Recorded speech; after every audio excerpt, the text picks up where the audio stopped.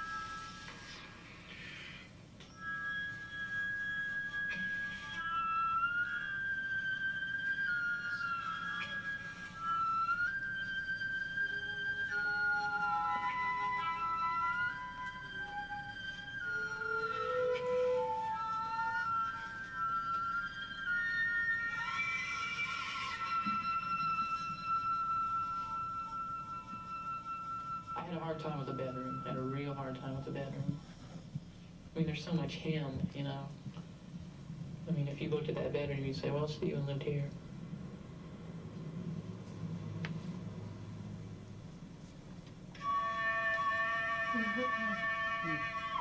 Where he came from, you couldn't just come from there and just decide to be a painter. It seemed that he just wanted to go to a city like San Francisco where things were unfamiliar. It was much more extreme than where he's from. He liked it. Yeah, he seemed to get into the thick of it right away.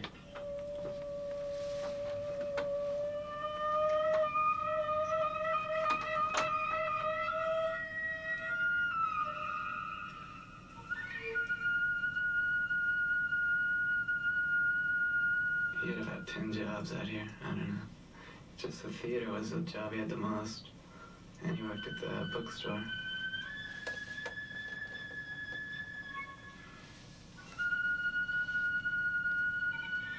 He really liked his painting and drawing classes.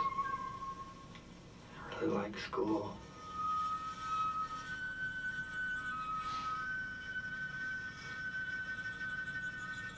He was very fond of the way he looked, and I remember he had a sharkskin suit. He went to his bar mitzvah in Colorado, and he was the talk of the town. It was great. He didn't want people to take snapshots of him. Yeah, he said, don't take snapshots. If you're gonna take a picture, let me pose. He was driven. He was really driven. And that was unlike my other friends in general.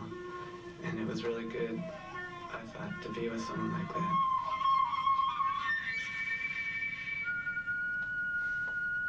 Sometimes he was just a son of a bitch. And he would make me so mad. There were just times when he would make me so mad.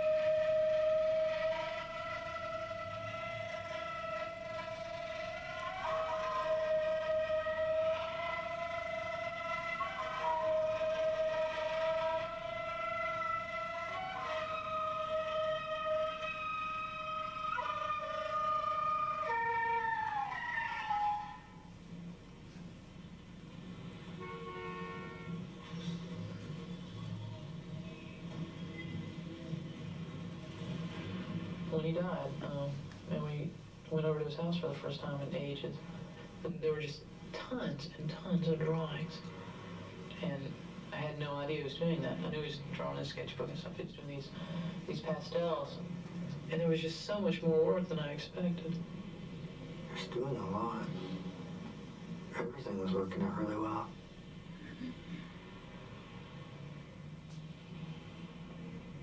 Ever since then, I've been kind of bad. I don't think I've told anybody about it, because I couldn't get the words out. I mean, I didn't want to tell anybody, because the more people you told, it seemed like the more it had to be true.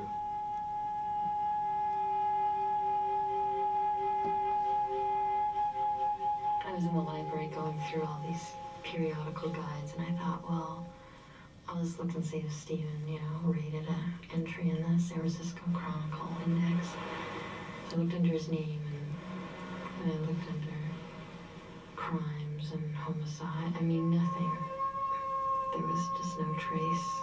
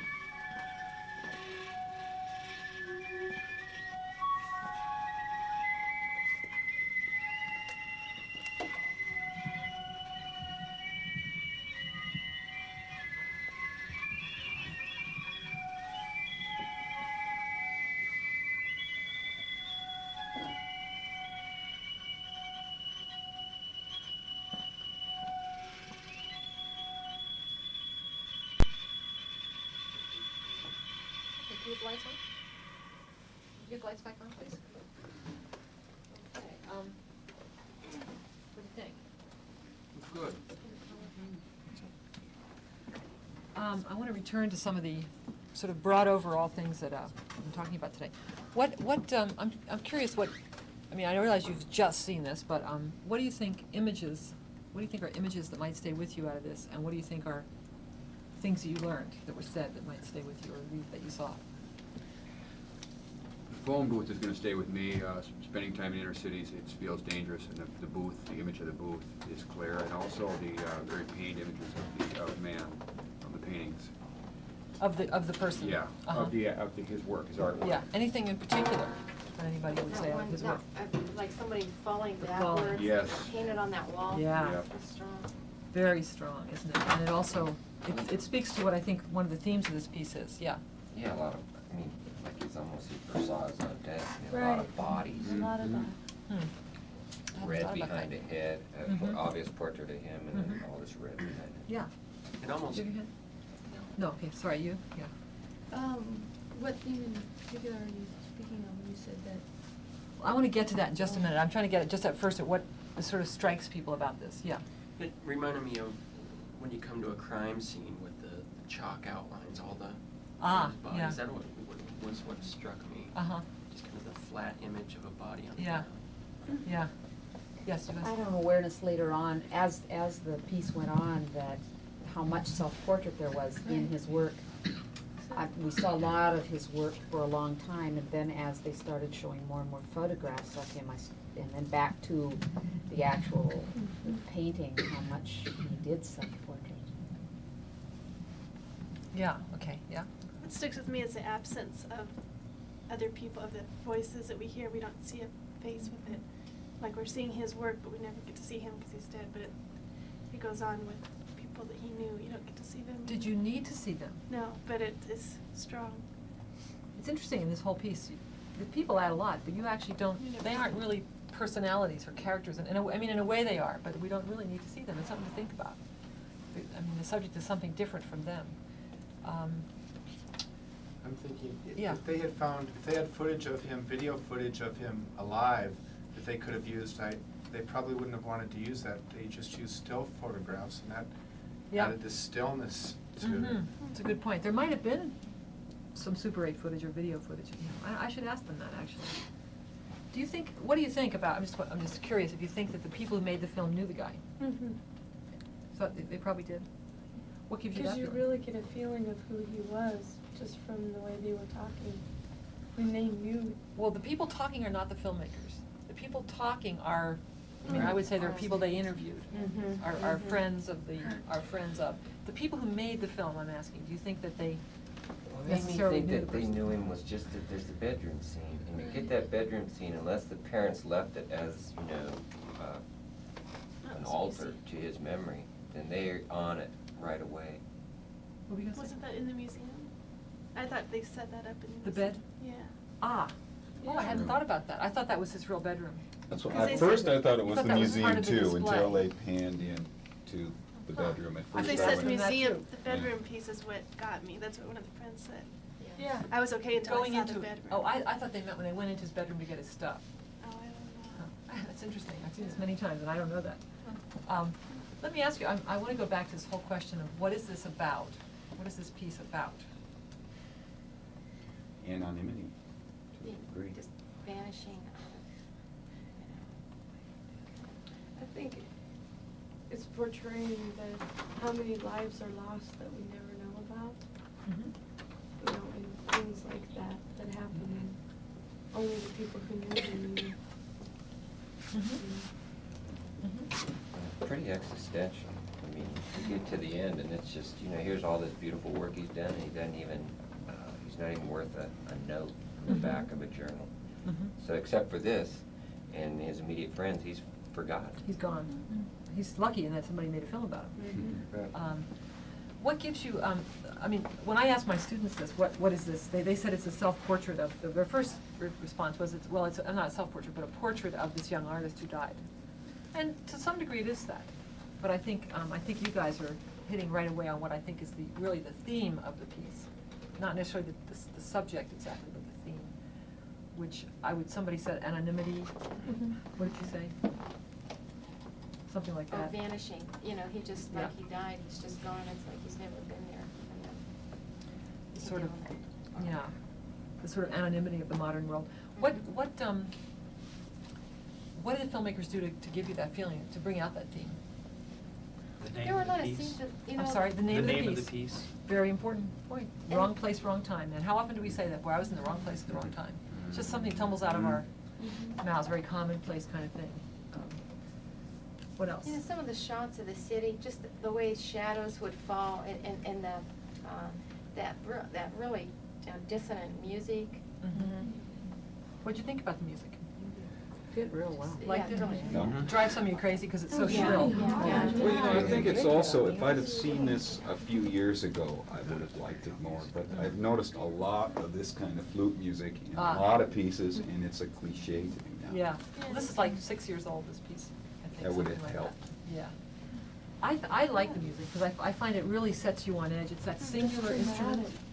It's about the loss of a singular person. It's very lonely sounding. I mean, I like it, although it's really, although, it may be a little bit because, on film, it's a richer sound. It doesn't quite have that shrill edge to it that drives you crazy.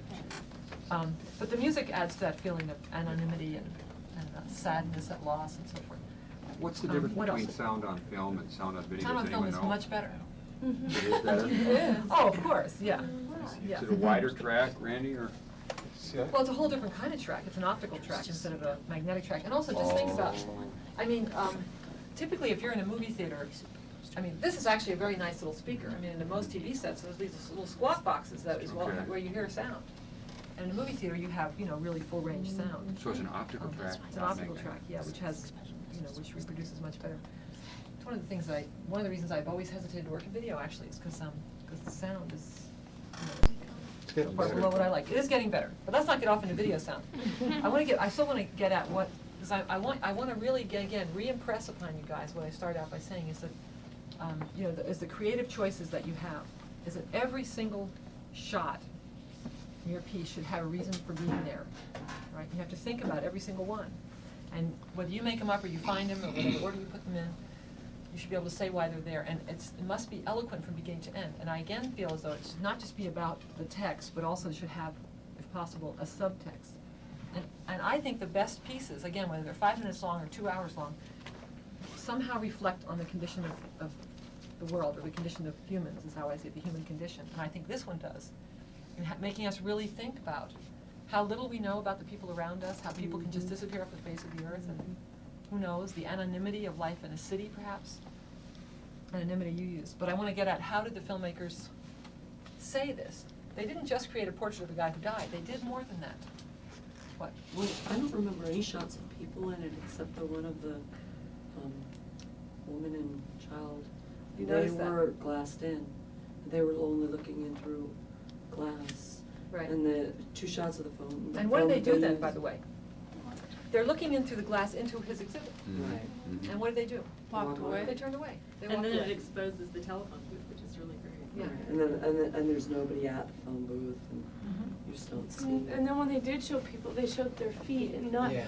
you never Good, really right. got to know. And it was like those guys were running, I mean, the Yeah, thought that they went through my didn't head know. was, those were the thrill killers. I mean, that's just the little image that went through my brain, because you don't see them, and they run away. Oh, you mean that last shot? No, this The is very more last shot? earlier on, The maybe a first third of the shots. way into it. And I think it's by the phone booth at night. Yeah. I want to go back over just the beginning again. What are the first shots of in this piece? Cars. Cars? Uh-huh. City. And then what? City. The people's About faces, nighttime, crowd. city, Right. crowds, but it's not, it's just the feet. We never Nobody see else really a face. Never any Right. people. And that really, that's talking about the theme now. They could have shot close-ups of people with their faces. They could have done it during the day.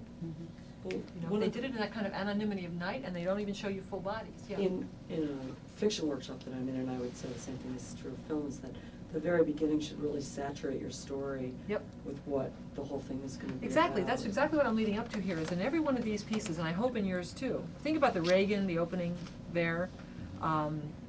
We didn't see the beginning of Cowgirls.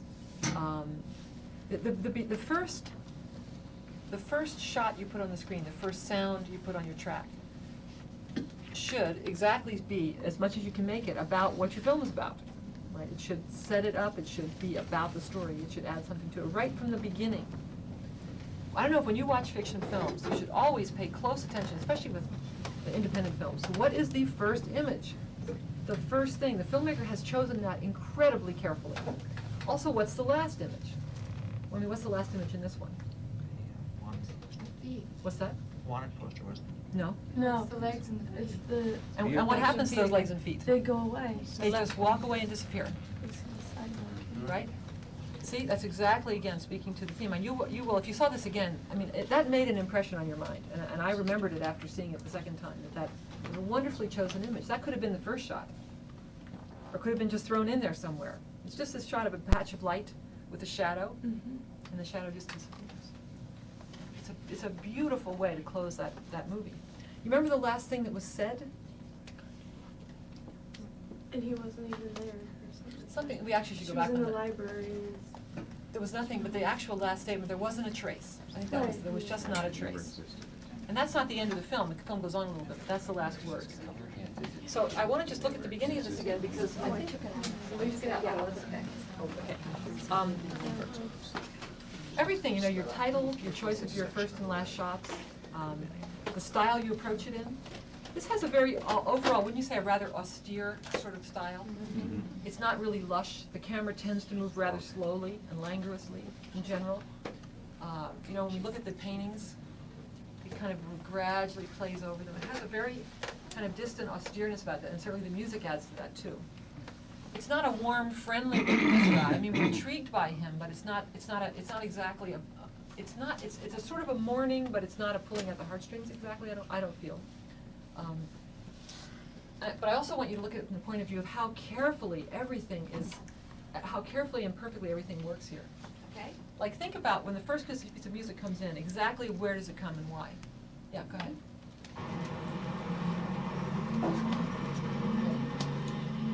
I went out I went to a movie that night. I was working, actually. I was managing the catering. It's a mystery right now, what we're talking about here. Me and Barbara were at home when Joy called. So About midnight or so. See, this person's away. 12:33. I was working at some big show, you know, a band playing. Notice the sound? I was working the door taking money, and these two people came in, and they had just been at the York Theater. They start telling this really awful story about this young guy who's been shot. This guy in an overcoat and a beret. And then notice the sound here. The girl goes, yeah, he lived on Shotwell Street. And I went, Shotwell? And then I was like, no way, though. You know, but I said, Shotwell Street. I know someone who lives on Shotwell. And then she goes, yeah, I think his last name was Moses, and he was 23 years old. It's perfect. Now you notice, did you notice how the background, there was a lot of sense of street sound for quite a while, even when we left the street and we were looking at a kind of a report. But then that sound, when I went like this, the sound kind of dropped out in the mix. They dropped out the street sound, right? As the person is coming closer and closer to realizing, oh my God, it's somebody I know. And we've all had this experience, right? Oh, there's a fire on such and such street. Oh my, that's where my uncle lives. And your heart starts beating for a moment till you find out if it was, and in fact, so that's what's going on. They're taking out the sound, they're making it very stark for a moment there. You just hear her voice until the moment she actually realizes, yes, it was Stephen Moses. And then the sound comes in right at that moment to kind of chills you, right? They could have brought the sound in later or sooner. That's just the perfect moment to bring it in. And then without wasting a moment, the title, very simple, right? Choices, constantly, right? It's just people, okay. This is where the sound is already out here. I know someone who lives on Shotwell. And then she goes, yeah, I think his last name was Moses, and he was 23 years old.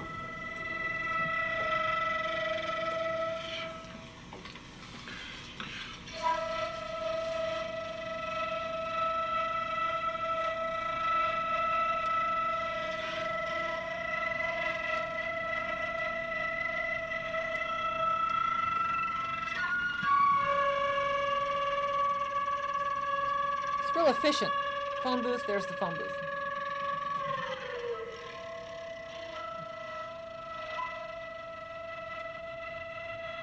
This is the flaw in the movie, because at the end they say he vanishes without a trace, but they show a newspaper.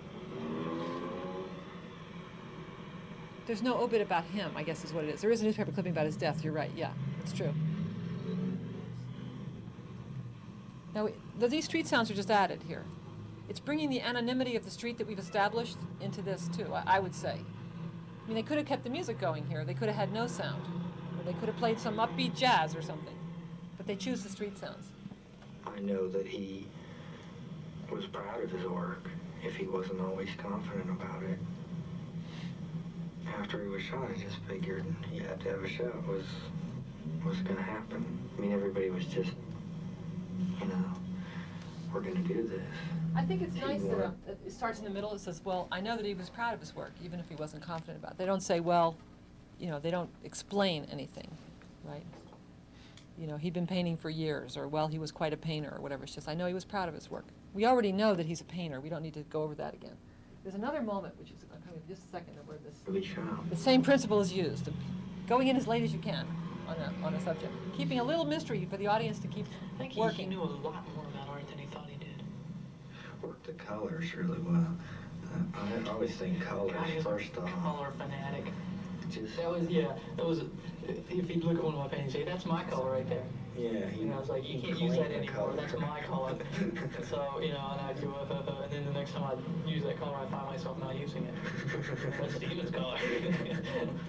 Oh, there is somebody there. Yeah, that's that woman right with the plant. She doesn't even go in. It's a guy, actually. I thought it was a woman, too. Or no, it's a different one. Okay, this is the moment here.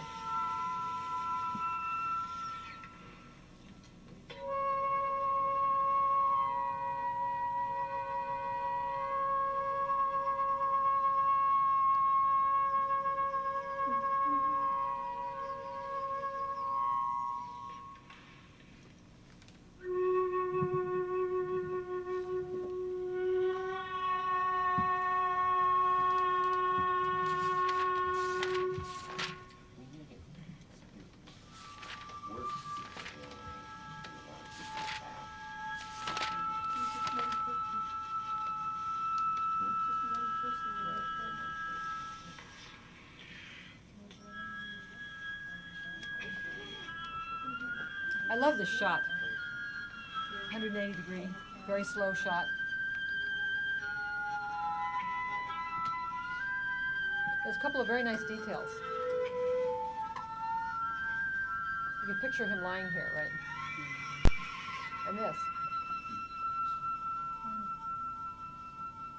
I had a hard time with the bedroom. I had a real hard time with the bedroom.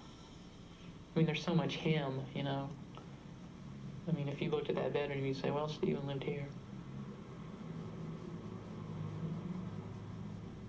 A little bit of street sound into there. Where he came from. This is the moment, yeah. You couldn't just come from there and just decide to be a painter. It seemed that he just wanted to go to a city like San Francisco. Anyway, that, again, they don't say he was from Lincoln, Nebraska. You know, his parents were middle-class doctors or something. It's just, well, where he came from, you couldn't have just decided to be a painter. I mean, that says, and that in 2 pictures says, I think, enough about him. I mean, I think part of it is he's an individual. He writes things like, I wish I were Picasso, you know, which I will always remember. And you know, and the stuff he's writing about this woman and whether he should, this person, and whether he should pursue the relationship. And I was born blue. You know, he's an individual, but yet in a way he's kind of everybody, you know. So, anyway, I think they made wonderful choices, and I think this is a great piece. So, and I would again just like to encourage you guys to think about. Let's see, where's the stop? Yeah, there it is. Now it can be rewound. Thanks. To think about, you know, lots of possibilities for work out there, lots of stories, you know. Certainly there's plenty of issues, but there's plenty of interesting people, mysterious things that happen that you might want to find out why, right? Places remember the passport, places you've walked by and thought, what goes on in there? But you've never really gone in to find out. Maybe lots of people are wondering about that. That would be a great subject. A woman student of mine did a piece on a tattoo parlor. And it was great. Lots of stories out there to be discovered, lots of things that need attention, lots of trumpets that need to be sounded. So I hope you will go out there and, you know, go forth and produce. Now I think it's time to take a little break. Show some other work. Yeah. We could take a break. Can we take it? I just have 1 or 2 more things that I need to say. Go for it. Either split up Did you or ever do whatever. find out? What? I mean, did the filmmakers know? They didn't know him. No. Oh, they didn't know. They did not know him. As far as That's I know, interesting. they know I what assume they they found did. out after he died, which is what they present to us. So the parents just did keep a little, like, shrine to. Well, they might have just been in there pretty quickly. They might have read the item and gone for it. Yeah. I'm sort of wondering if that room isn't in his parents' house. It's not more like a college room that he lived in or apartment or something. Yeah. I think it's his own room. Yeah, because I think I get the feeling his parents are from some other state. Colorado. Oh, yeah, that's Colorado. right. I think it's his own Oh, from college. Colorado, that's right. Yeah. And he came to San Francisco, so. Yeah. It looked like a Just- gallery showing to me. Was it for? Yeah. It looked like part of the gallery show. It went right Yeah. from the gallery into the bedroom like it was a setup. Yeah, I thought think it's the bedroom He was has in a his lot of gallery. paintings on his wall. Yeah. And then you see the Yeah, pan- you it see was the all paintings. But those candles. Oh, I see. Huh. The candles come through you. Wow. What's that? The controversy of the day. My students mentioned that too. They didn't like that the candles were lit. Oh, really? thought that Oh, was I lovely. liked it. Well, it looked like it was I like intruding it. on his space. If that was truly his room, it That's intruded exactly what on they his said. space. Yeah. Huh. Anyway. So, what this is about, the last few minutes, yes, is to say thank you. Thank you, Julia Reichert. Thank you, Terry Jimerson, for the chairs. Thank you to Cindy Taylor for being our stalwart producer for the weekend. Thank you to the MCAT staff, which has really pulled off a very fun time. Carrie and Andy for helping us out, as always, and Winter. Joel Baird and the Crystal, the MCAT board, and, of course, once again, Julia. It's just been fabulous. We're not done yet, but we did want to, I also needed to mention that this is our first event like this that we've held and hosted, and some of the board members at MCAT felt strongly that we should charge for this workshop, because it turned out that there were quite a few people that were trying to get in, and we have tried to make a little bit of money this weekend from selling tickets, and we have. However, I found this ratty old hat in the other room, and I decided that we would simply leave this hat out, and if you had even $1 or $2, if there was value that you could put on this workshop and you were willing to contribute to MCAT, we promise it will go towards a good purpose. We're using the money that we are gathering these days for equipment maintenance primarily, because our equipment has been so well used the first few years. We've had quite a repair bill here. So, as you can imagine. These guys have a really low budget for what they do. I was talking to Mary about it, and their annual budget is just unbelievably small for given what a great staff they are. I think you already do great training here from what I've seen, and you have a really nice facility. And how you do it on that money is amazing. So they can definitely. So, and look at this hat. I mean, at least we need a new hat. So if we could get $5 for a new hat. So, and don't feel at all compelled. I mean, we certainly would appreciate it, but this is a surprise. We realize that. So I'd like to Board member. You have to come as up here. As a board member, There you go. I would like to see if you would write to the Montana Arts Council and say thanks for funding MCAT. We attended this workshop. We thought it was very worthwhile. I mean, if you feel this way. So yeah, I'd like you to acknowledge the Arts Council, you know, affirm them for what they funded, and then let them know, you know, what you got out of that. And you can do that on a postcard. What's the address for that? We'll get it. Yeah. We have it here, so I'll get it out for you. Brilliant. Okay. No, Did I'll you come want back up to? here. I'm here, Yeah. you know, I'm here for a while. Now, what we thought we would do with these individual pieces, I think, you know, we'll talk about them. I have not seen them. We'll talk about them from the point of view of what problems they raise, why they're effective, and so forth. So to me, this is sort of part of what we're doing here today. If you have more time, you should stay and look. I guess most of the producers are here too, right? All the producers of the clips are here. There you go. And I'm also here to, I mean, a few people raised questions to me, and I said, we talked, in fact, is there anything somebody raised, and I said, ask me later in front of everybody, and I forgot to say it. But there was somebody. Was it you? No, but it wasn't anything I asked you about, but I was wondering about funding, because you said you were going to. Fundraising, oh yeah. Well, I think it might, that's such a big topic. That's a workshop in and of itself. It's just, well, I will tell you, it is possible to raise money for what you do. It takes a lot of persistence, and a lot of guts. And as somebody was asking me about this, I mean, it definitely takes a treatment of what you want to do. It takes a budget that's realistic. It takes knowing your sources. First of all, it takes having a great idea, or you're not going to raise a penny if it's not a great idea. It takes knowing your sources, all the possible sources, foundations, arts councils, businesses, whatever. Going to all of them, and going back to all of them, and going back again probably to all of them.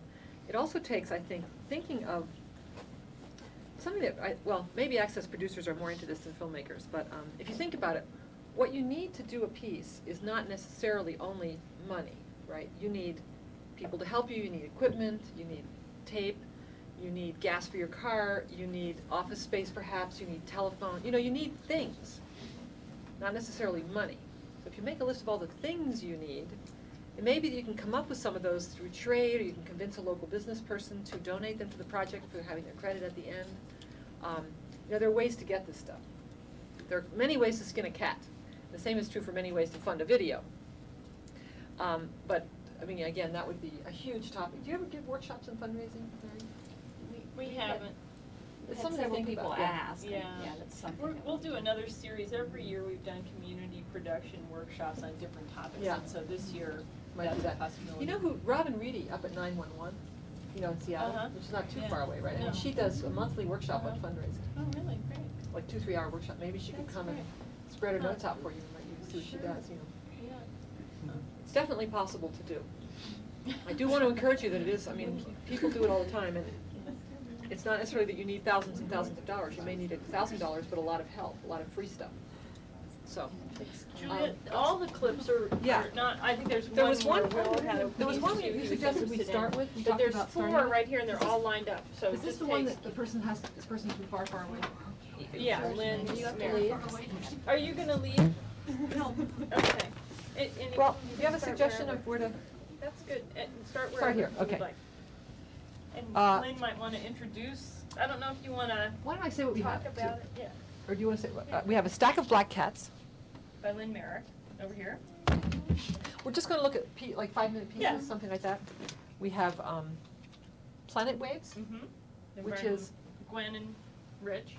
which is an experimental piece or an environmental piece. I wasn't sure what you said. This is medium. I'm not sure how much is on there, but it's little clips we have from a half-hour show. It's an environmental show, all different kind of subjects. Okay. In studio or field, or both? Mainly field. Okay, great. We have Pavarello. Terry Jimmerson. which is? It's a piece on a local place that feeds the poor, houses them. Oh, here in town. And it's a documentary, right? Yes. Wolf, real or imagined? Right, which is about? The wolf that's runs around in your head, not in the woods. Right. So those 4 pieces, right? And then I think, did Will mention he was gonna bring one in? Yeah, Is he's he on back his there, I way? think. So, yeah, he's got Okay. one too. Let's start with the stack of black cats. Yeah, I just put it towards. Glimpses of a life on the land. You want to set this up for us a little bit? Well, it's queued up to about a 12-minute segment, so I don't know if you want it to go that long or not. Let's go for it. You want to set up the segment? It's already. I mean, you want to set it up for us, so we'll know. I'll set it up. Because it's not from the beginning of the piece, right? Or do you want us to see it and then Just want us to discuss watch it. Either way. Yeah, I think we could just put it. Okay, Keep let's going. Check it out now? Yeah, no poker rules.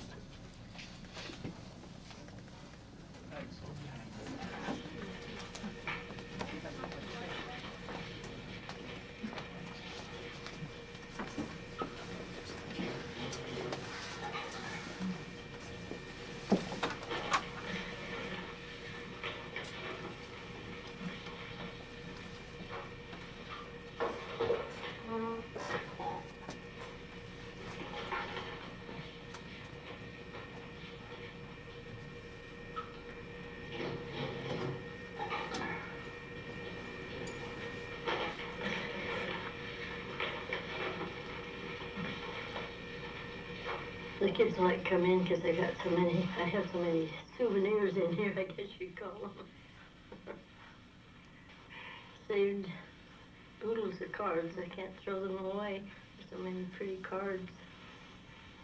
Some of them are for packages and some of them are, when my brothers passed away, I have one of the bows off one of the plants from them and my son-in-law.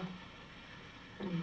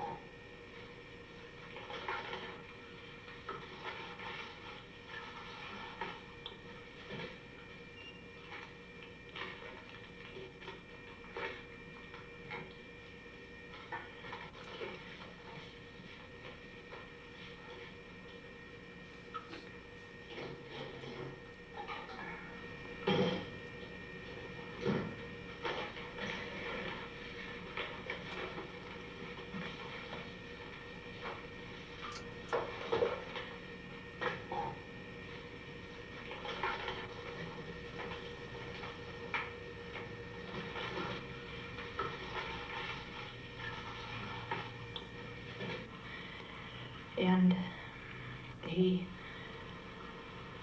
finally felt run down enough that he didn't think he was going to be on his feet much longer. So he decided he was going to kill himself. And he told Mom that he was going to shoot himself, and he told her to go in the house and lock the doors and not come and try to stop him. And he had a bad leg, a bad hip anyway.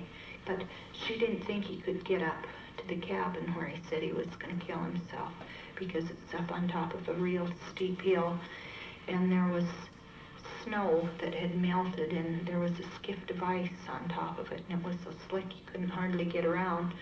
But she took him serious because he told her how he wanted his funeral and everything, and she tried to talk him out of it, and she tried to stop him from going, and I don't know if he pushed her or threatened to or something. Anyway, Mom heard the shot and started up, and there was a skift of snow over this ice, so the only set of tracks that went up that hill were Dad's. And she thought, well, it was too late, and she didn't know quite what to do. She knew if he had killed himself and she went up, she would leave tracks, and it could put her in jeopardy. But Dad had shot himself behind the den there. He told Mom, he says he didn't want to lay in bed and die like an old woman. He felt this was more dignified than to lay for years in bed. And I do understand why he did that. It hurt. It hurt real bad. But to me, it's very understandable why he shot himself, knowing Dad that was more dignified than laying in bed for years. Very hard to take. It was real hard on all of us. Yes, it was on Valentine's Day. I was slow in getting Valentine's done, and I was working on their Valentine about the time he did that. It was a real shocker. I always think about him on Valentine's Day because of that. I don't think he realized what day it was.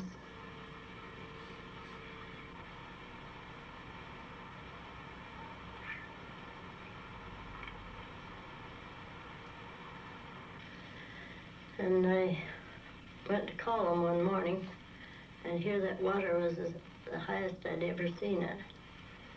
And and it was raining terrible, just sheets of water coming down. So I got breakfast, and we did the chores, and the water had raised so much in that length of time that I could see that it was going to take the house if it kept on at all. And so it had raised till it was in the basement of our new house. And so we went down there and started, well, we did the chores, we had some cows, and we did those chores and come back down and started moving things out of the house. And then we had to quit. We couldn't get anything that was up on the walls because it was getting too deep. And we got out of there, and it wasn't long till the house was gone. All the water, you could hear that water rumbling all night, and you could hear the stones grind in there. You could tell it was moving rocks because you could hear them grind. And then that morning we got on the back porch and stood there, and there's a bear over across the river, and he looked like he was trying to decide whether to cross or not.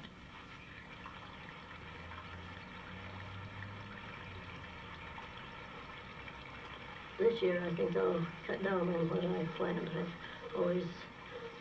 I've planted all of that for years, you know, all of those 5 gardens. And I'm not going to this year because too much work. Every year, Mom puts the whole thing into garden because she's afraid it'll grow back to willows, she says. But I think it's mostly because she wants to make sure all her family has something to eat. She works too much in that in the summer. She works still. She doesn't feel good some days. And we keep telling her, well, you got to cut back, Mom. You can't put all that garden in. But every year she puts the whole garden in. When she went back in after he'd run all the tests for the results of the tests, she told him she was planning on cutting down on that garden. And he told her, I'll see you next fall after you get all that big garden in. She laughed. He knew she wasn't cutting down. She says it's every year and never does. Some of them are pretty well grown under, and some of them are the rocks are still there, but moved around till they ruined the rings. Some of them they have the little fireplace in the middle of them, and that has been dug out in several places. And also the Indian graves, some of them have been opened. And we don't like to have them disturbed on our place here. We like to keep them as they were. and they would drag the buffalo out down where the gardens are, because there's rocks that show that they were fire pits there. They could use little plastic horses or anything pertaining to what they did. So he couldn't find buffalo. And of course there are no Indians flapping their blankets to scare the buffalo. He asked his teacher if I modeled the little buffaloes and Indians, if he could use them.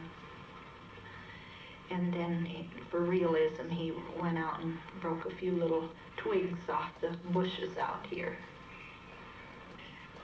We had fun doing those. Mom thought it would be better to put the paper mache because you could get it like hills and little rocks. Oh, we baked them in the oven. And they really turned out good. They kept falling over in the oven, and we had a hard time with that.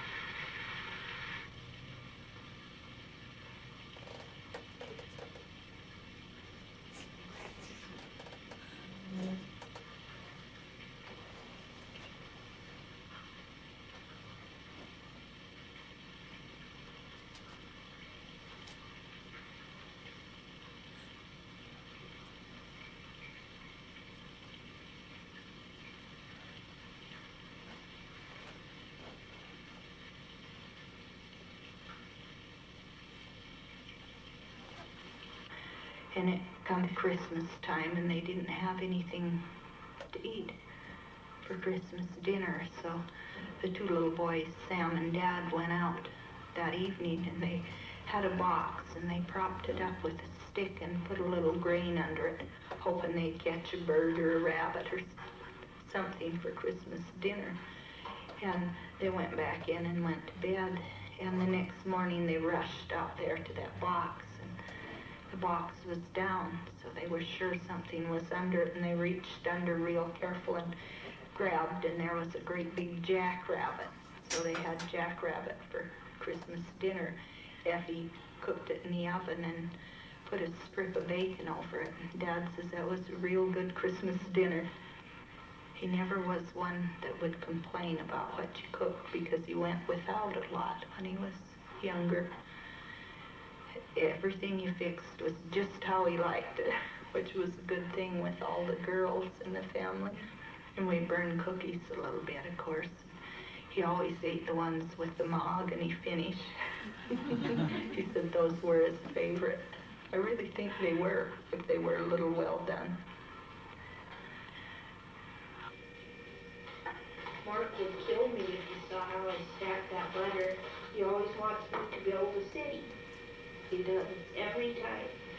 It tastes twice as long.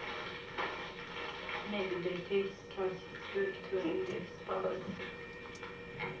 All of that you did with the big slingshot and shoot rocks out into the river. Oh yeah, one kid would lie and hold it, and the other would shoot it. Levon could shoot it and hold it with their legs, but none of us others could, so one kid would have to hold on to it while the other fired. He's allowed great big boulders out into the river, so people were fishing. Did you see that fish jump? We were on three little rafts.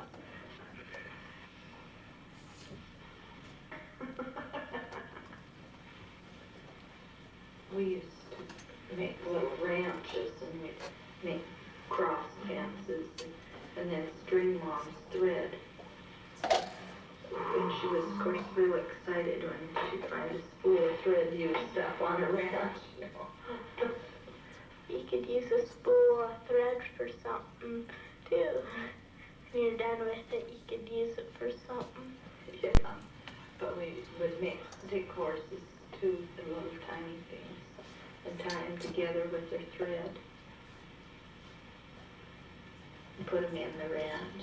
Of course, we had a big pole gate because that's what we used to have, where you'd come into the ranch. So all of our ranches had that.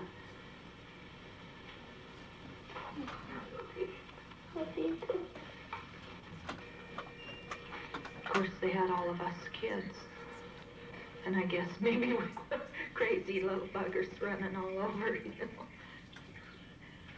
But it was sure a nice place to grow up there. And then we moved out here, and I've been here ever since. Let's see, that would be quite a few years. I'm 72 now. It's quite a few years.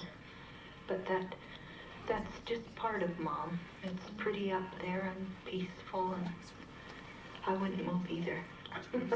Stay there. I have people ask me a lot, is she still living up there? Of course, that was the way Doris Stecker was too. That was her home. And people should live where they want and be able to die where they want. It bothers me. I never adjusted to flatlands. No trees unless someone planted them. Here it's so flat, it's just terrible. It's flat and flat and flat. There's too many people.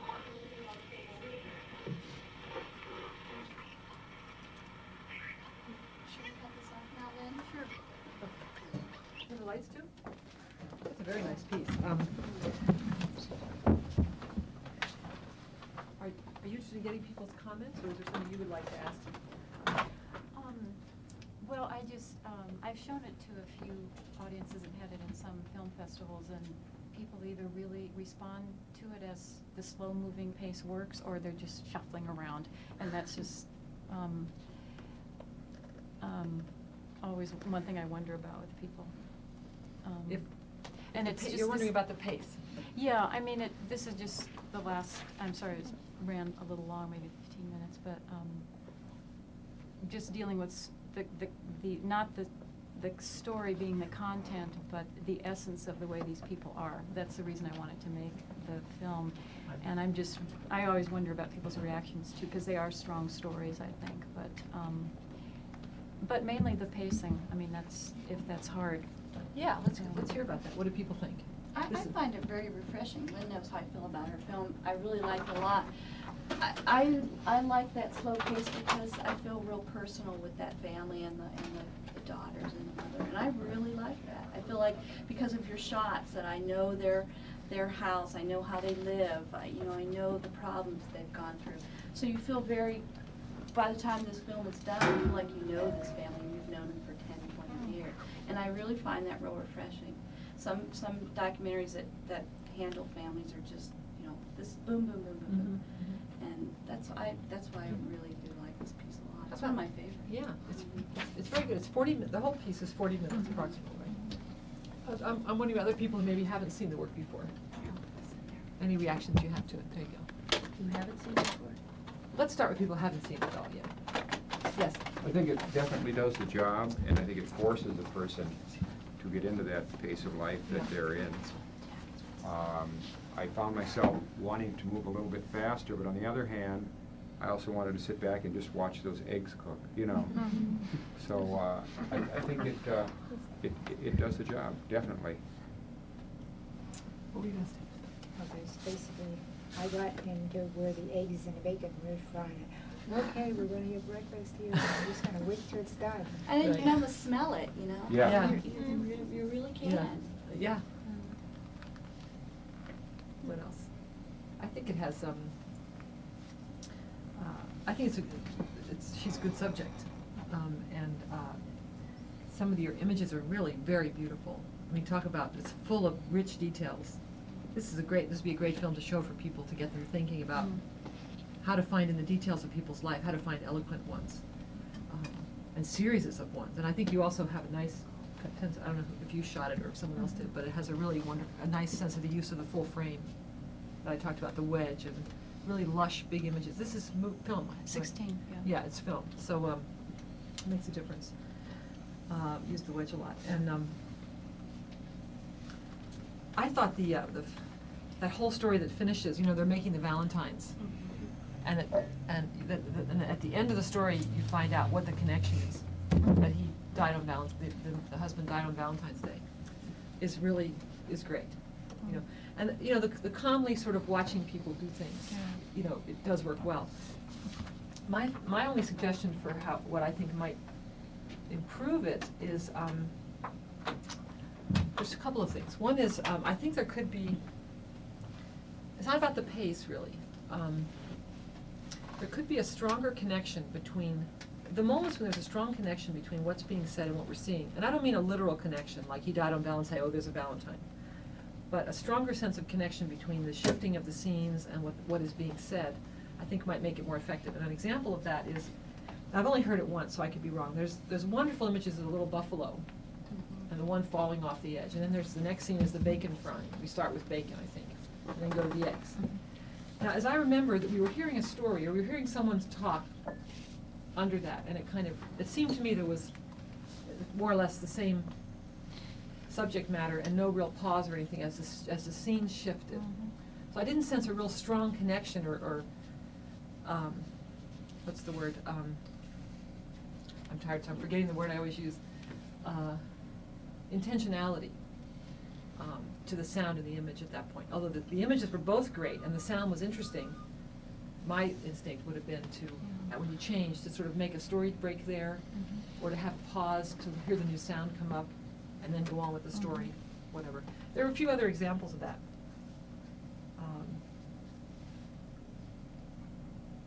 Yeah, and there's a little, I think maybe that the voiceover, seems like this is mostly voiceover rather than sync, right? It's all voiceover. It's all voiceover, right.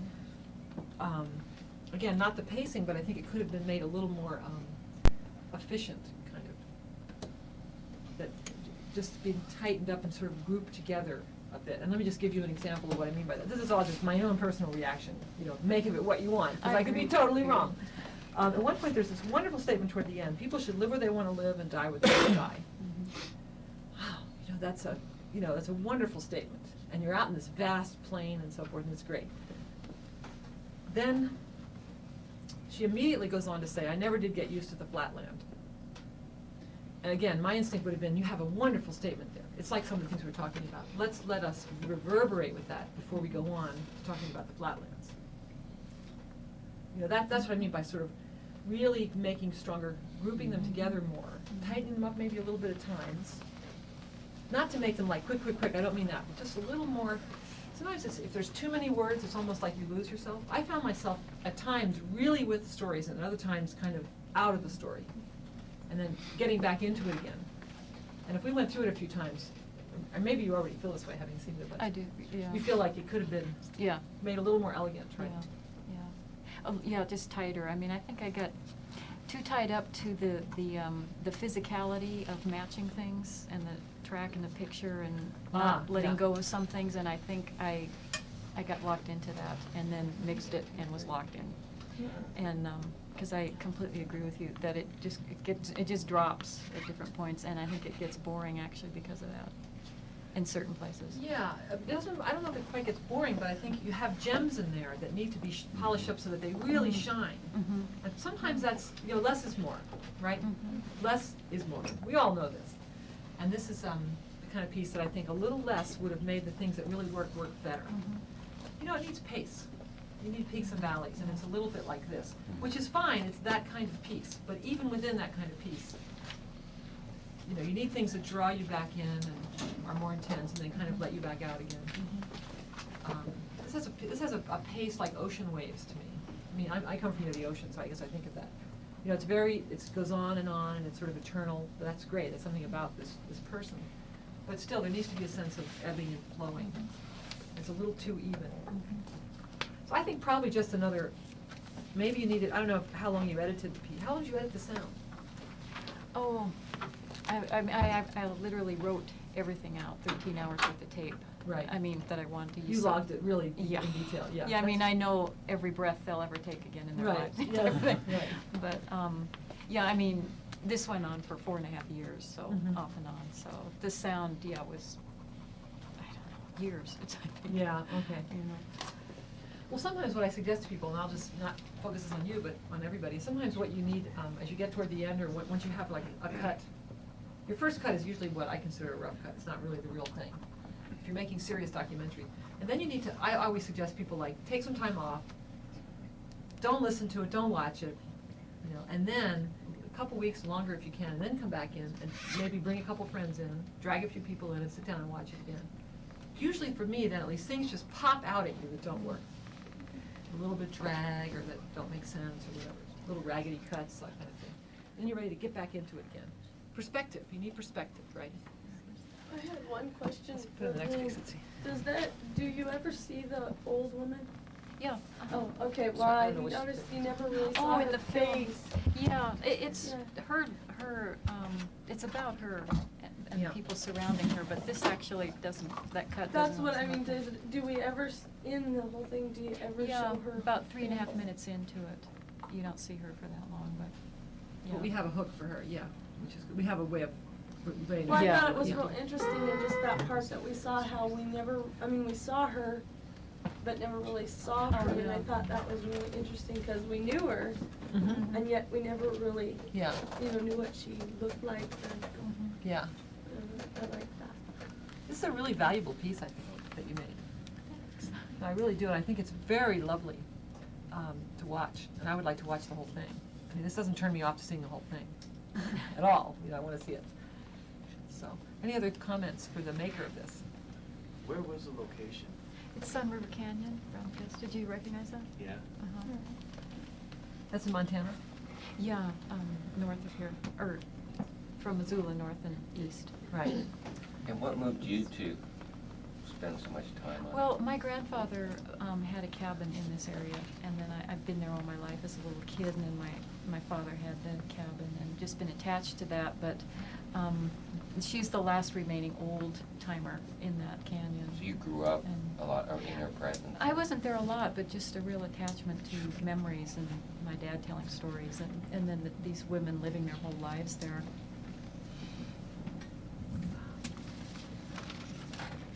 Okay, the next one we've got is Poverello. Terry. Terry, you just want me to show the beginning, first 5 minutes or so? Yeah. I know it's not a very long piece. How long is the total piece? 14 minutes or something like that. So we'll just show. Let's look for about 5. Something. Yeah. Yeah, where it's. Okay. Sure people View through you. Yeah, just come on in sometime.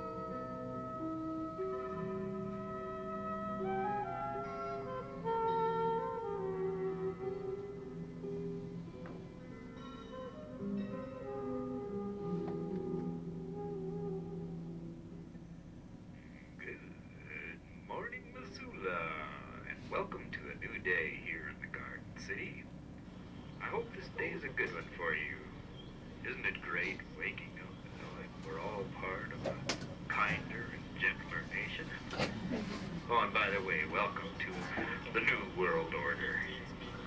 You know, for one brief, shining moment, I believed that this morning, till I picked up the newspaper and suddenly I was transformed into a state of paranoid catatonia. Things are bad, bad, bad. And who in Washington really seems to listen? People are out of work. No one can afford health insurance. Housing costs are skyrocketing. Benefits are running out. Funding is being cut back, and everything seems more expensive. So to all of you lined up for a meal down at the Poverillo on Ryman Street, hey, we're with you. Everyone deserves food and shelter, health care, and education. And we're all about one bad break from being in that line ourselves. Oh, and for all of you listeners who haven't been down there, either out of need or to help out, try it. Go on down and take a friend along. Look this country right in the face. Make those statistics real. Meet the people and hear their stories. Go on down there where they say you can actually touch the human face of God. Good morning, Missoula, and welcome to a new day right here in the Garden City. Well, listeners, our first song this morning was a new release, Motherless Child. It was done by Missoula's own Brian Whittemore. Later on in the program, we hope to have some more of Brian's new record. Meanwhile, I hope you all just stay tuned here and pour yourselves another cup of coffee. If you dare to read the paper, why, go ahead and do that. Stay tuned, listen to us, and we'll try and make this as good a day as we can, you know. So, before we get started with our next song, I have a few public service things here, so stay tuned, listen now. Thanks. Yeah, I'm going to the GED test. All right. How often do you come up here? Monday through Friday, from 12:30 to 3. All right. Then I also go to the Wheeler Center in the evenings on Monday and Wednesdays for 2 hours. So do you like coming up here and working? Yeah, Kitty's pretty cool. She made it to where I was a failure in school, and she made it to where I know that I'm somebody and that I can do it. It's really easy.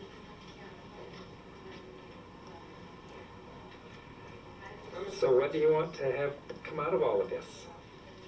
One thing, I want to see how much I really know and how much they just pass me through school.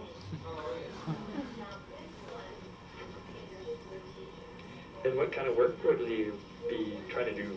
I want to get into business, like secretarial. All right. Would you encourage other people that are... Oh yeah, it's a good question. It's a good program. They've got to be willing to do it themselves. Pull themselves through it. If you drop out of school, go back to school because the real world is tough. I've been on the streets and I know how it is. You can't get a job without a GED or a high school diploma. So go back.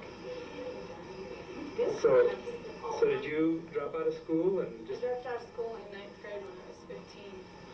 Right before I graduated from 9th grade, I dropped out of school. And I just got back into the GED program here in history.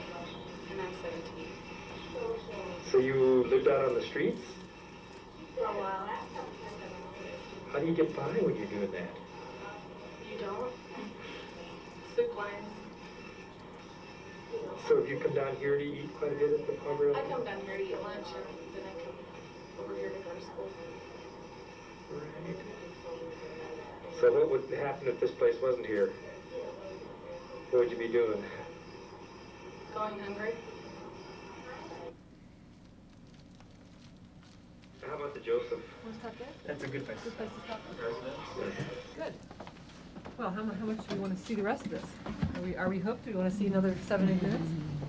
You have a chance? Yeah. I'm pretty well hooked. You know. Bye. Want to leave this? Please. Got a free leaflets if you like them. Couple? Have a place to put them? Well, we're going to Kalispell, so. Oh, won't do too so bad. good. Oh, well. We'll take a couple with us. Yeah. Kalispell, where is that? North here, 100 miles north, something like that. Have a good trip. Thanks for coming. See ya. Good luck. Kalispell, wow.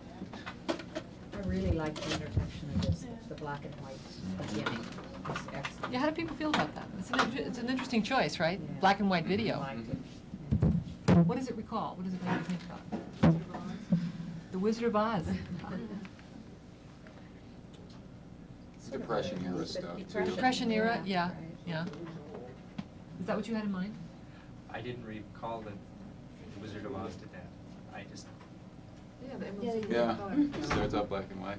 I'd forgotten all about that. But the Depression era photographs that we all have in our minds, maybe? Or that, or just the sort of starkness and reality that we associate with black and white, maybe? Black and white's an effective tool for conveying that thing that only it can convey. It's funny, we have those associated, even though color is closer supposedly to reality. We think black and white as being grittier, you know, closer to a real thing, whatever.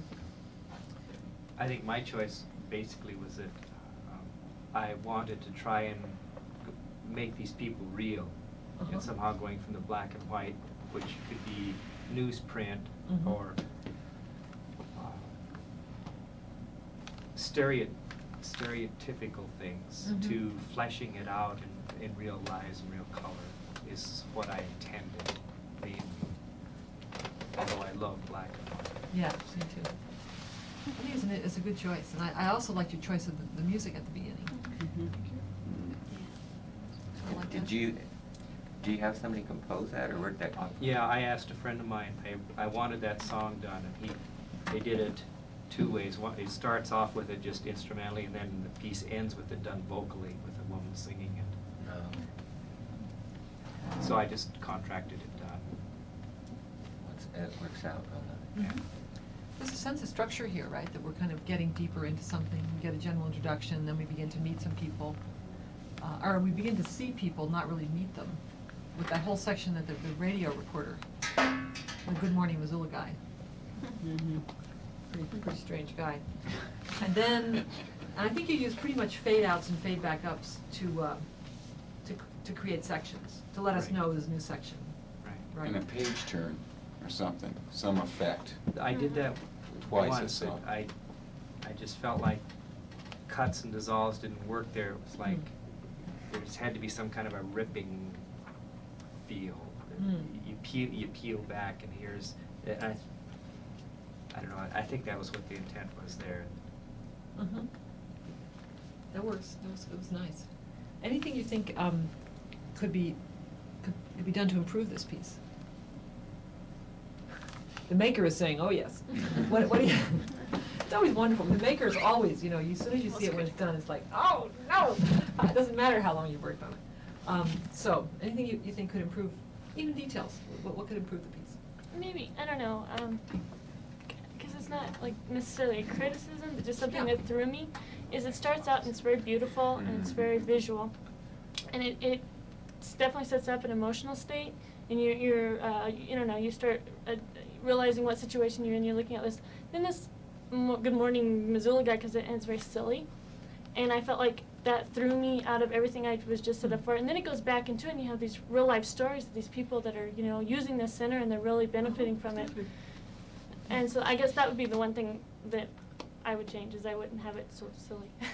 You wouldn't use that radio guy at all? Yeah, that's because I really liked how I was brought into it. Yeah, go ahead. Or possibly a real cast. We know it's a dialogue or a set, but if it was a real radio announcer, it might be like, God, this is what's going on 9 to 5 over in Missoula down the street, but this is what's happening over here. So it's not a real radio guy? No. Oh, I thought it was. I was expecting to see him in the studio at some point. Okay, so you added that. Well, that makes it more questionable to me, actually, too.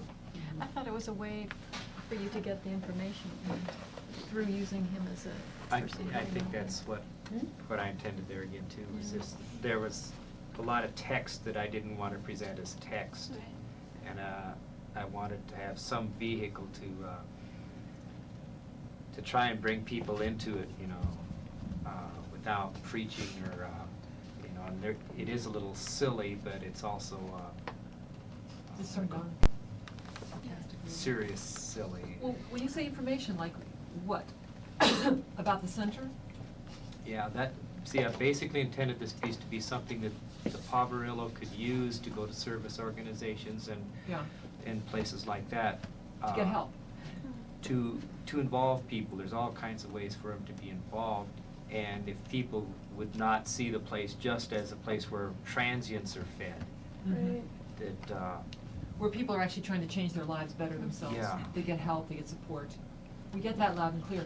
You know, oddly enough, I know I am very tired, but let me just take a poll. Have most people seen this before? Mm-hmm. I've never seen it. Okay, let me just ask this of the people who have never seen it before. Radio voice. Did you get, what do you remember that he tells you about the center that you didn't already know? What do you remember about the center? Or do people already know totally about what this center is? Yeah, not totally. I didn't know it was an educational facility. Okay, well, I've never heard of it. Okay, so I'm totally new. And I, personally, I don't remember a single thing. I thought it was his personal political philosophy. Yeah, that's when what I saw thought it. too. I think you really threw me, because number one, I thought it was a real radio guy, because he sounds like the Good Morning Vietnam guy. And then he starts talking about, you know, the kinder, gentler America, the New World Order. It sounds like he's just some kind of sardonic Kind of philosophizing, radio yeah, philosopher. yeah. And then he starts talking about the center a little bit, but I totally spaced out Yeah. on that, because I'm watching the center. And I'm totally interested, and what I want is, I'm saying, why doesn't this guy pot off this radio guy? We don't want to hear him. I want to hear the sound of this place. That was my main criticism, actually. But now I understand what you were doing, but I don't think it worked. What I wrote down is, let's watch it. Let's not have some person narrating over what's happening. Let me see it. And we are seeing it, but let me hear it. See, I think you deprived us in those early scenes of the sound, the real sound of the place. And I didn't, and I don't think most people listened to what the radio guy was saying. You know, because what was happening visually was much more interesting. If what you wanted was to convey this information through an more interesting narrator than just a regular, then I would think you shouldn't use all this philosophizing stuff. Just cut right to the guy talking about the center, let's say.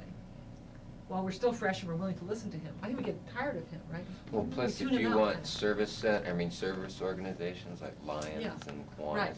a lot of Republicans in Right. there, and you're kind of stepping on their toes. Yeah. Yep. I took this to be, what I took this to be for, I'm thinking, what's the audience for this piece? Which is something I always spend tons of time talking about. We didn't talk about it all today, but you have to think about who's your audience, right? Now, I assumed, given the New World Order guy, that this was like one of these pieces that's sort of the voice of the poor people. The voice from the street. And it's giving voice to people who are disenfranchised. And I love that kind of work. And it's not really it's not necessarily to persuade people to do anything. It's just to give them voice.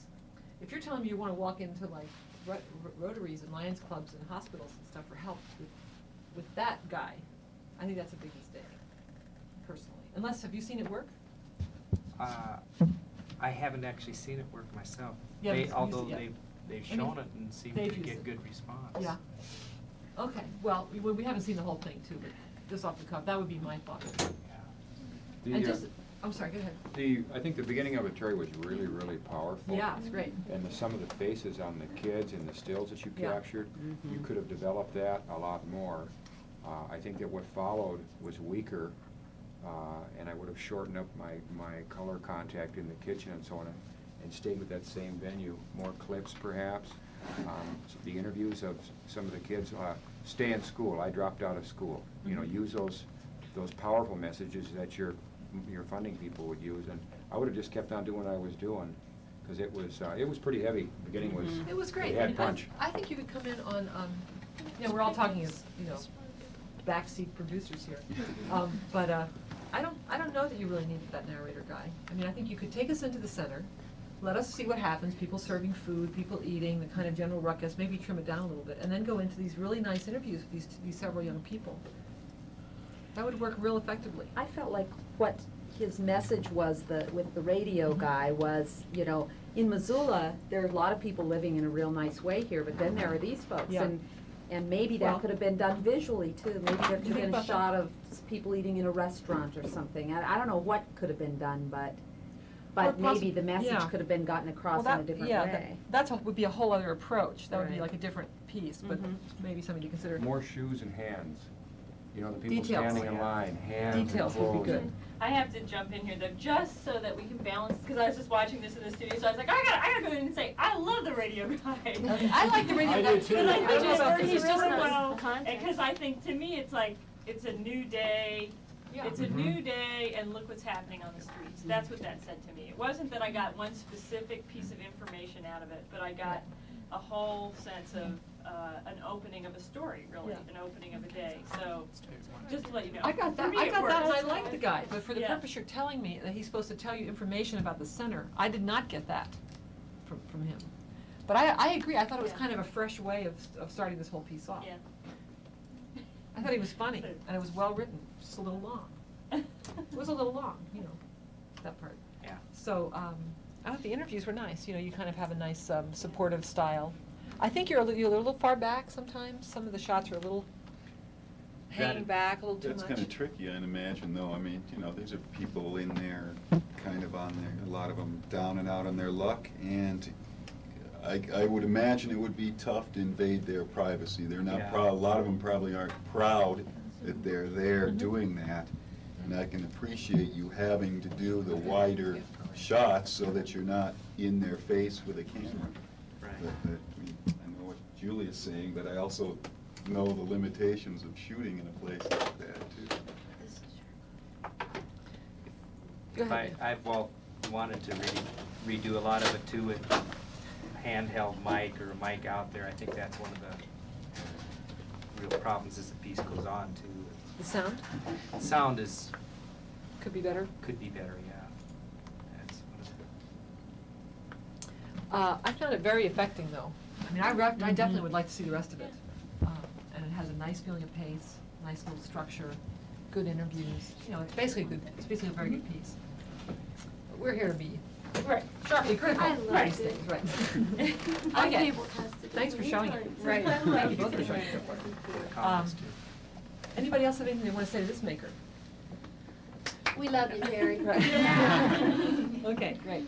The wolf. Who's the maker? Lori Hudak and Bruce Oh, right, Brady. right, okay, here we go. Now, how much are we gonna see? 5 minutes. And this is for the beginning. How long is the total piece? 28 minutes.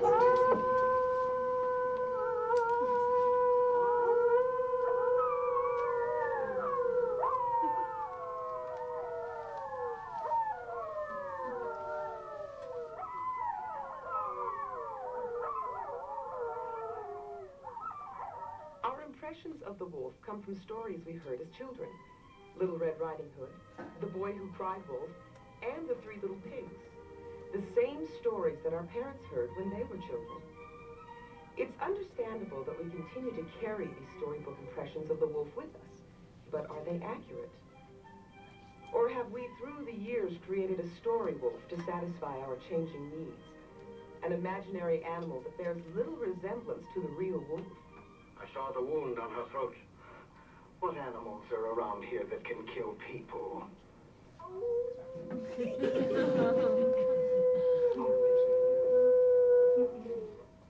A wolf. Yes, a wolf. That's his cry. Come on, let's get it.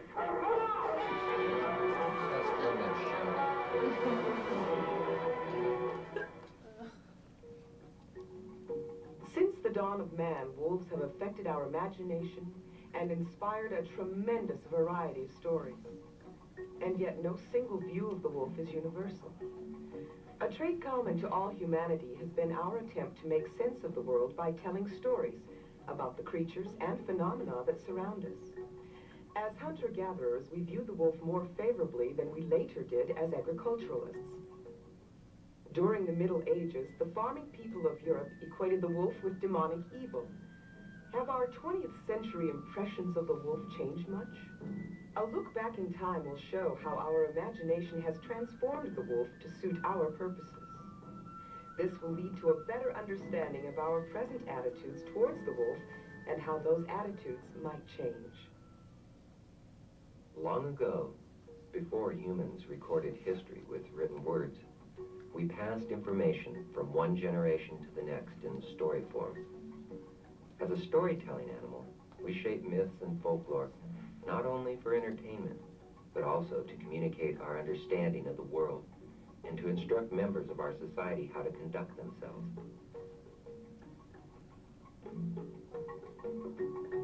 Though the medium has changed, the need to tell stories is still strong. The wolf stories of hunter-gatherer cultures concentrated on the similarities between wolf and man. Such qualities are displayed in those stories told by the native inhabitants of North America who, as recently as 3 generations ago, lived as hunter-gatherers.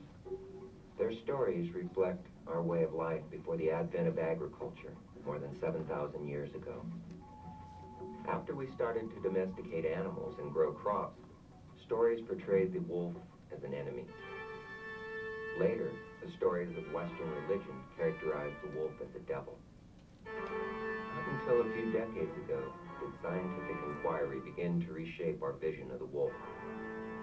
Nevertheless, people still possess a confusing image of the wolf. Some stories depict a beast of wanton slaughter, while others present a noble demigod that maintains the balance of nature. Why has the human imagination molded the wolf into story forms that have little to do with the real animal?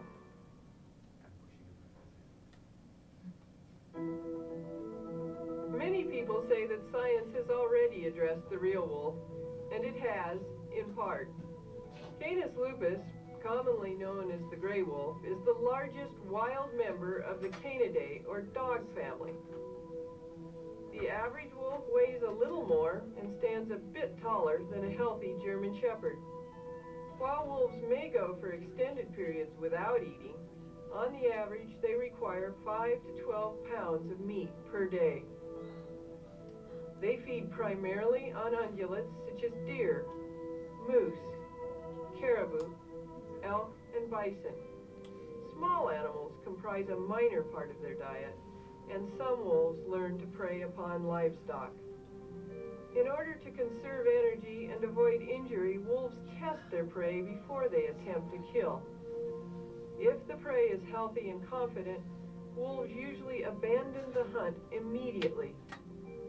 Wolves have highly developed modes of communication, including howling, scent marking,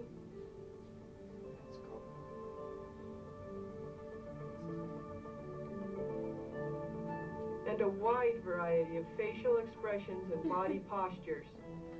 A wolf pack is a family unit of 4 to 12 wolves that requires 50 to 1,000 square miles of territory, depending upon prey density.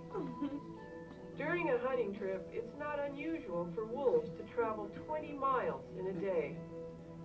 A pack consists of pups, offspring from previous years, and the alpha or breeding pair. One litter of 5 or 6 pups is born annually within a pack.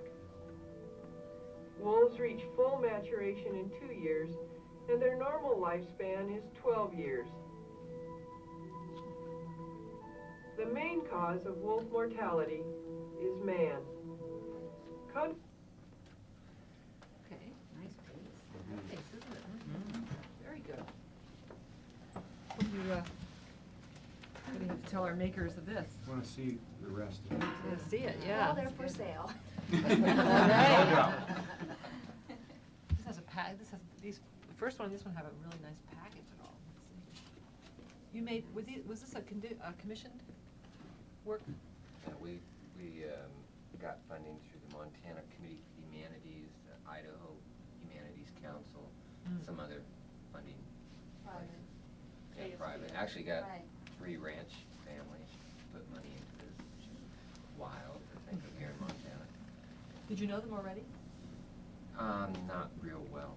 I mean, I met them peripherally and then just was quite hard-nosed about continually going back and asking for funding. Were they people who were sort of on the fence about the wolf in Montana? Oh, actually, they're or- real progressive, ranch families, and see a place for wolves and grizzlies, and they're not real anti-predator. Right. One of the largest wolves you'll ever see is on display in Grand Rapids, Minnesota. It's 10 feet long from nose to tail, and it weighed 224 pounds. Real or man-made? This is real. Like Bruce says, we've got a whole series on, with the same format that we're working on. The next one called Snakes Shedding the Skin of Original Sin, and that's in the research stage right now. We've got 4 more after that, 5 more. The main thrust that we're wanting to do in what you said, I mean, you got the biology, and what we did here is we turned the tables. So many documentaries and articles focus on the natural history or on the politics, especially with the wolf, and then just token attention is given to the wolf in myth, folklore, and story form. So we turn the tables this time, give a little 3-minute piece on biology, and then like what it goes into next is hunter-gatherer stories, respectful type visions of the wolf. The turn that comes with agriculture, which is absolutely one of the most major shifts that happens to the human race, and how our view of wildness in general. I mean, a subtext that runs through this is wildness. How do we treat wildness? In this case, wolves, but also it brings up Native Americans and wild lands themselves. Anyway, then the shift to agriculture, and then on into the present day view of the wolf, where we still have the hound of the devil view, but also we have kind of this gaga view of the wolf as a noble demigod that maintains the balance of nature. So that's where it was going. Interesting. I think it's very nice. It's without seeing more of it. I only have a couple of personal, very brief comments. I think it's quite professional. It's almost slick. You could say. Were you able to mix it? Did you have a place where you could you could mix 2 or 3 tracks of sound? So the mix was up. Okay, then I will make this criticism. Because I thought perhaps it was you didn't have control of it. So a couple things. I like hearing you talk about the through lines of the piece, and it's a concept we didn't really get into today. That every piece has to have its sort of through lines that you touch base on throughout, and then wrap up at the end. And it seems like you're sort of clear on what your through lines are. Wildness is a through line for you, right? I think the writing on this is actually pretty good, but I think it's actually good, but I think it could be more concise. I think it could be a little more elegant. It's maybe very slightly wordy. I mean, very slightly. I think maybe if you had it, you probably did this because it's very professional. But you probably had several people look it over and try to trim it down and make it as short as possible. Did you do all that? Yeah. Well, okay. Then you probably did the best you could. It's either that or there's something about it. Maybe some of the blocks are too close together. There's not quite enough spacing. There's a little bit of a sense. I've only seen a little bit of this here. That it's a little run on, like things are a little dense, and maybe not again. Peaks and valleys, moments to just watch, maybe quite enough. A little bit more breaths. Yeah, I always think that's real important. We as makers are so into the information, and we have to convey it, and we're also so accustomed to the images that we sort of space out on how powerful the images are. What's that? How it appears to others. Yeah, how it appears to people who don't see it, have never seen it before, that we maybe put too many words over our pictures, because, we want all that information to get out. I mean, it's only a little bit, though, and I even could be wrong if I saw this again when I wasn't so tired. I could not even agree with myself right now.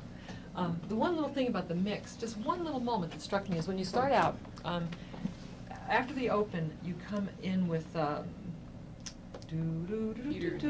one, and then there's also a narration. It seems like I think they almost start at the same moment. The narration and the music. Yeah. Okay, well, which, again, I would have intended more elegantly, just to like, okay, then the open is over, bring in the music, do, and then pot it down and let the narrator start. It's a little too much, right, they're too parallel.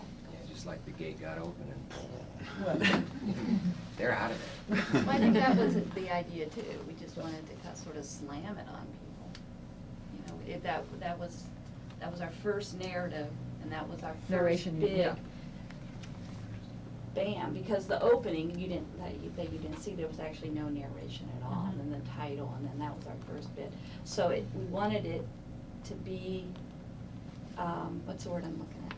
Not dynamic. Well, I guess it would just pow. To me, it doesn't quite work that way.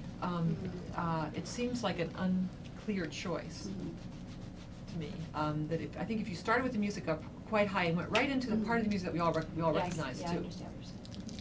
Let us hear that. Oh yeah, let us make that connection ourselves, And then I think you directly speak to that, something about you directly speak to what the music speaks to. You know, I don't know, that's a very minor point, and I didn't ever see that, what I would consider a slight mistake ever repeated, so it's not a big deal.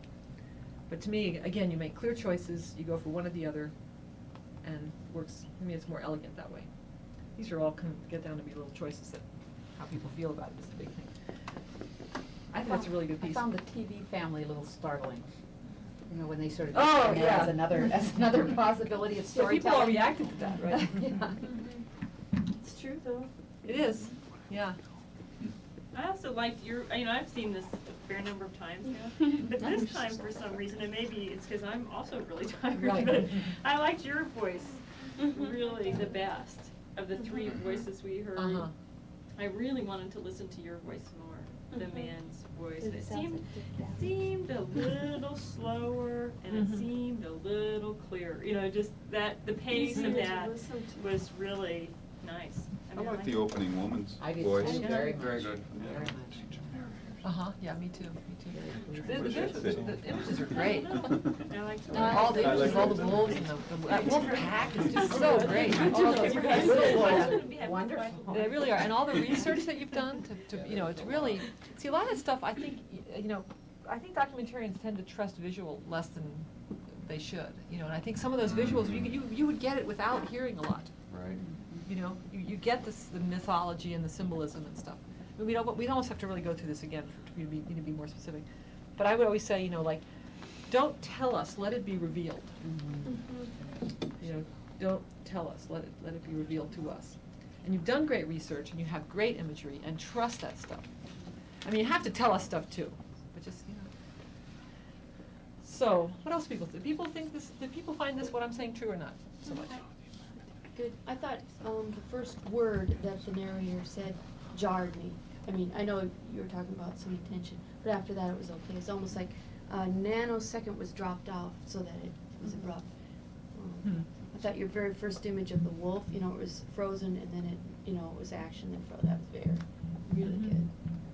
And then I thought just a little bit too much information for my mind to handle with the picture during some of the woman's narration.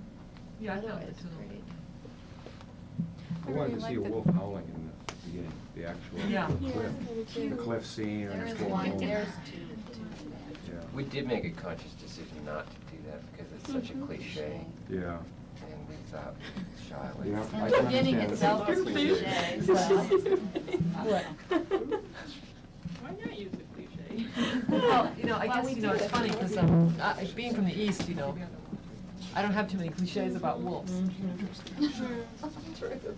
Maybe like a cow I would, but a pig, I certainly would. The sound of a wolf howling to me is just this, you know, it's a really powerful sound. But see, maybe it has associations for you that are more negative or something, or that are, No, I don't know. That's what we're not. trying to bring out. Yeah. They It's just didn't want to ambiguous. show. Well, we do, it's, I mean. No, but Anyway, what were you gonna say? Yes, ma'am? Oh, I just like that they don't hang on to the preciousness of, oh my God, we got this great footage of these wolves. I Yeah. mean, it's like, it seemed to me anyway, you sort of come in and you come out of it and You you move think, through it, wow. yeah. Because I do think people tend to overuse, you know, real footage of things that are, especially in the wilds, and you didn't get enough of it, so you show it again or something, you know. And That's a I very really good like point. that you did. I don't have that sense at all with that. In fact, I wanted, you know, I get the feeling you're promising us more. Just don't show me the snake Yeah, one. I try just pass reading on that one this altogether. I think that's a really good job. I'm glad we got to see that one. I think it's a wonderful idea for a series, too. Isn't that neat? It's a great Yeah. idea. Well, It's never been done. It would be great for kids, don't you think, to see this? Well, especially from high school. I mean, Yeah. it's some really good discussions going on in high school and Yale or college. Oh, okay. So it gets Okay. really good discussion. It's a great idea. I would like to. I thought we were gonna have to pass. I'll have to show it to my kid, you know. No. How long is this piece? This is Planet Waves. This is only 5 Hold it minutes. now. The whole piece is 5 minutes? Yeah, because it's Yeah, a dub this is from a bits dub. and pieces from different shows, and Oh, I we see. try and stick to ecological Start at the themes. We beginning started so they out can trying to see do it. magazine format, where we had like a feature story, a side story, and news, a roundup of the environmental news from this area. Right. But that, that takes a lot of work, and Right. we don't have the man, or the people power at this time. Politically correct. And, that's the one problem the main problem with the show technically is I think getting enough, I think it's possible in this area to get more people involved in our TV show, and I'm optimistic we will be able to get back to our ideal magazine format. In the meantime, we just do whatever we can each show, and So let's see it. This first part, I don't know whether you or I had anything to do in making it. I mean, Yeah. there's the intro, it's like, it might be somebody else's I piece. think some of it's Greg's stuff, but I didn't catch the rest of it. Let's find out. but we use a camcorder usually. I love your outside. opening. I love that. Yeah, this is just flipping through the channels. Oh. Paul Harden.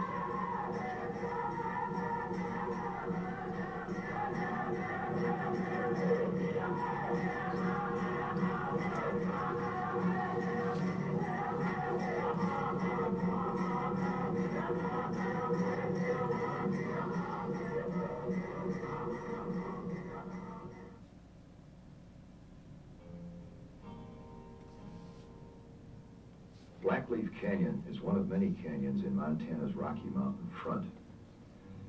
Here along the front, a 150-mile north-south mountain range just to the south of Glacier National Park. The Rockies leap up from the Great Plains. Here grizzlies still roam the Great Plains, their ancestral home. Gray wolf, prairie falcon, white pelican, golden eagle, and numerous other species live here.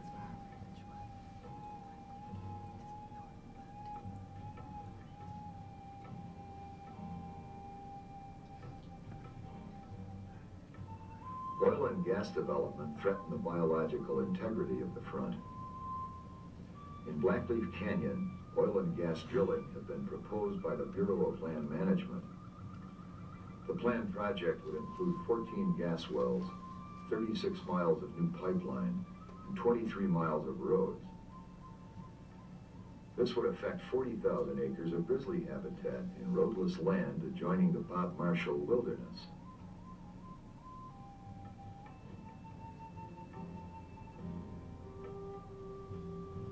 Here you got these wells producing 2 to 3 million cubic feet a day. And they're very, very productive wells. The Blackleaf area itself has become very crucial. It's adjacent to the Antelope Butte game management area, and with the Boone and Crockett Ranch to the north and the Pine Butte area to the south, the status of the bears rides a lot on the Blackleaf. The Blackleaf we found was used a lot by grizzly bears. They follow the streams down way out into the prairies. They use the swamp itself and then go back into the mountains up to drainages there for denning in the winter. The area has become crucial in that they not only have found both oil and gas in the area, but they are now actually exploiting the gas resource and have a reduction plant there now.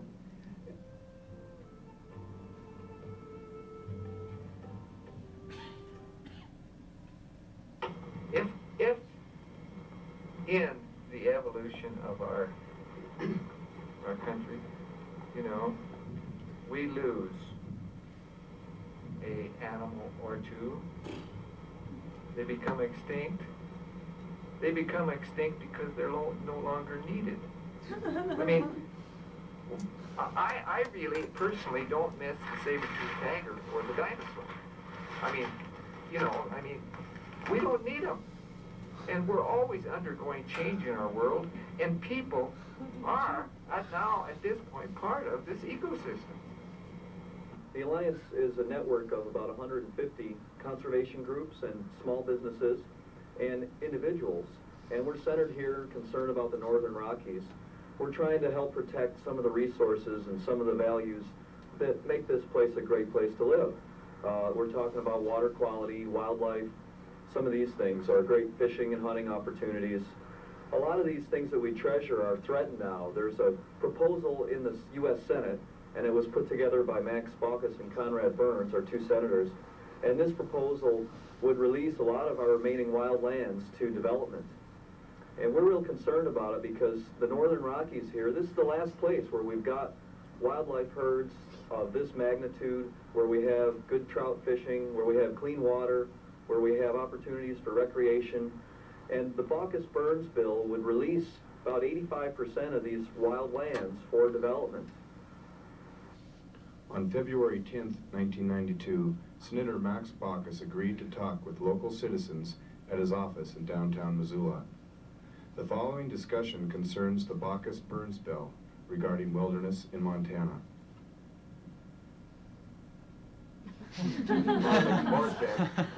I hear from you what your concerns are and what Well, we know where you stand. Why don't we do about a 45-minute question and answer period? Two things concern me, and in particular is the legislative history here, the record of intent, and I'm concerned about that because you've expressed intent to move what looks like a lot of wood, and what that might mean to roadless management. And the other part is that I'm not sure what you're telling us sometimes. I know that you reassure us that, for instance, the Forest Service will do EISs. Well, it's basically a non-labor intensive method. Then what are we going to have for future use? I got to tell you, forest product industry doesn't like this bill. You know why they don't like it? Because they have the exactly opposite view of what you just said. They think this release language doesn't mean one wooden difference. That they can be sued right and left by environmental community, and the only thing that slightly shields them, as we said earlier, is wilderness suitability. They don't think that's pits. They think that's pits. They don't think that, because the real environmental statutes that really count are the Endangered Species Act. That's, you know, applied it, for example. Oops. That's all I did. Okay, good enough. Are you all familiar with this this show? Most of you? Yes? No? Yes, you are. Okay, so you've what would you? I mean, it's a little hard for me to just because I don't know the issues really, and Yeah. it's excerpts, so it's a little hard for me to critique this. It's interesting, certainly, but I don't know if you have suggestions or things you think could be made to improve this kind of work, since the makers are here. It's an effective collage. I think it's very artfully done in the beginning, and I think that it has been a powerful tool and one of the key spikes that helped to defeat the wilderness bill. And so in that respect, I'm very appreciative for the existence of the work and the fact that people took the time to put it together. It was very, very helpful.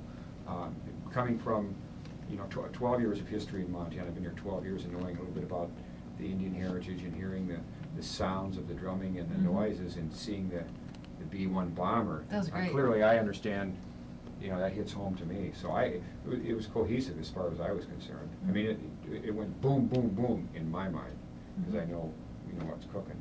But for an outsider, I don't know. Yeah. One thing that I really liked about this show in particular, having seen many half-hour segments, is that I'm not what you would call a real active environmentalist or whatever, but it has really opened my eyes to a lot of things that I didn't really know about or understand in a very interesting way. You know, it's made me want to, instead of like, say, maybe just listening to someone talk about the issues, there have been so many interesting different things that keep people's attention who might not be totally into, you know, whatever it is that you're talking about. And it gets people to maybe want to know more. What I like to think is public access gives power to those who are disenfranchised from the media. We're, hopefully with this TV show, we're giving power to the animals and the trees by talking to people who know about those issues and aren't on McNeil News Hour or the local news or whatever. Toby Hadley. Plus, you guys do some funny stuff. I mean, Right, Richie's come on and done some outrageous, that call-in show. Oh, yeah. I'm That having was really one thing about this, about public access is, you know, no one gets to tell me what to do. And so far, we don't have a, this is supported by TCI Cable. Thank you, TCI Cable. Not tax money, so the taxpayers can lay off my back, apparently. But we can do a lot of scribbling. I think I do a lot of scribbling, and I'm kind of embarrassed to say that, but a lot of these TV shows that I've done are just, I've just thrown them together, and there's no sync anywhere. Right. But yet, I like it a lot, because I think too much of commercial TV is so slick that I think people actually may be sick of slick stuff, and they might like a little slop. If there's some beef to it or some substance. Or humor. Yeah. You have Nixon and Kennedy here available in building? I don't Oh, that's too watch. bad. Or David Attenborough. You Yeah, I'm know, taking do a lot more. archival footage of people we know and putting new words in their mouth. Great. And mimicking their speech, so people, hopefully, like, people are going, is he really saying that? It has a real, I mean, it has a real hot off the griddle kind of feeling to it, you know, like, well, this is just happening, you know, and it seems very valuable in that way. Do you get this around to groups, this kind of, I mean, do you get dubs around to people who are Yeah, and sort some of it's on gonna, the one of our firing TV lines? shows is gonna be used in court, the one on taking the state to court about a timber sale. Mhm. I'm proud to say. You're gonna be, a jury might be watching the show. Yeah, I would think that they would find a lot of use even beyond access. You know, with groups or showing them in whatever situations that they are in, you know, to educate people.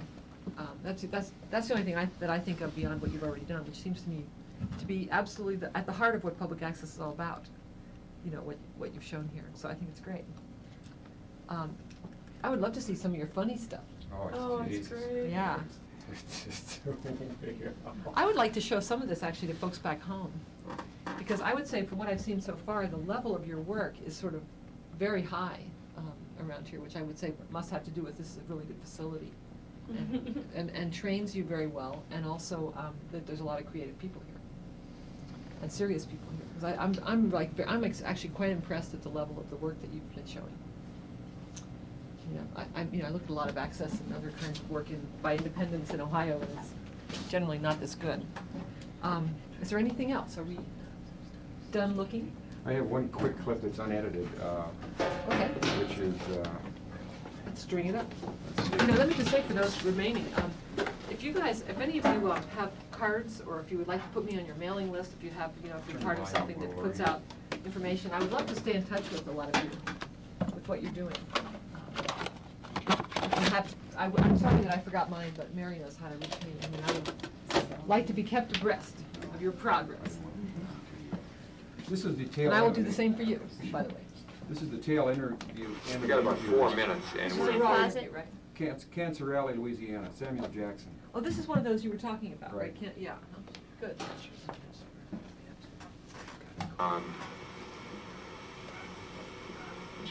You look like somebody who observes things, and I'm sure you're observing people around here. Great frame, eh?